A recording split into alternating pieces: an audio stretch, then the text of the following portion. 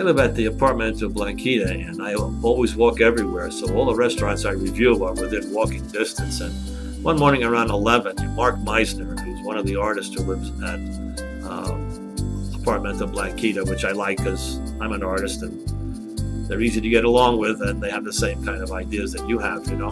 He said, let's go for breakfast at Candela. So it was about 11. I had eaten something, but I said, all right. In fact, I wanted to see the place. I'd heard a lot about it, just very good things about it. There's Mark headed for it. He's just crazy for the huevos con chorizo there. And so, in fact, we went over. And I've walked past it many times. I just hadn't bothered to go in, and I'm glad Mark asked me because it was at a quiet time. The chefs were relaxing, reading the paper, having a cup of coffee. And I had a chance to take a look at there's the chefs here. Everybody's relaxing, you know, doing the racing forms or whatever. And his inside is very hip, you know. It's nice. It's a nice thing laid out. Whoever did the interior decoration here had a keen eye for beauty, and it looks out on the street, you know, on 6th, and it has some nice paintings in it. It's nice. Look at that little door sculpture, you know, things like that.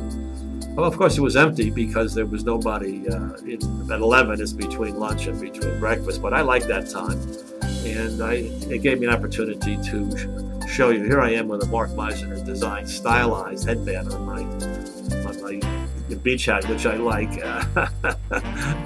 Gives it a little bit of snap, you know, and you can see that the colors continue in the back. And here's the menu. Mark's breakfast, the huevos chorizo, cost him 40 pesos, and my huevos montañeros, if I'm saying it correctly, my favorite dish, and I'm glad they had it here, cost me 50, and the papaya juice, which is a giant one, cost us 20 pesos a piece.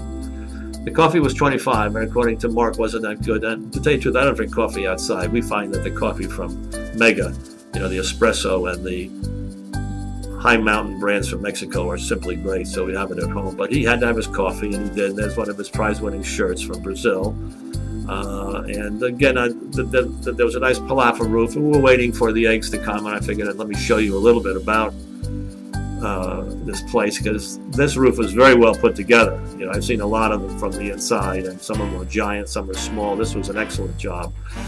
And just like the architecture and the design, the food was really good. Everything was good. The platanos maduros were absolutely fresh. This is something, he calls chili something or other. He's crazy about it. It's a little mixture. The beans, in terms of the Colorados, you know, were great.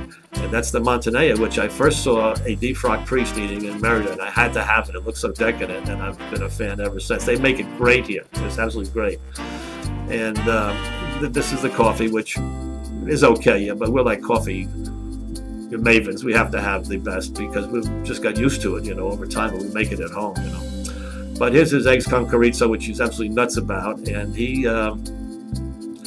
you know, comes here and he just pretty much orders the same thing. He likes those little side dishes, and he likes the papaya juice, and he likes the eggs con chorizo. I'm like that too, and I find a place that's good, and I like a dish in it. I just go back there every week or two, and I have the same damn thing, you know, why not?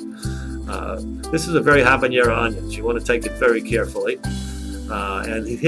This is a sauce he was crazy about, absolutely crazy. And I have my doubts. It's kind of a mayonnaise sauce, but it was very light and very delicious. In fact, on your eggs or whatever you wanted to do, on your beans, one of those little miracles. This is a great place. You should come here.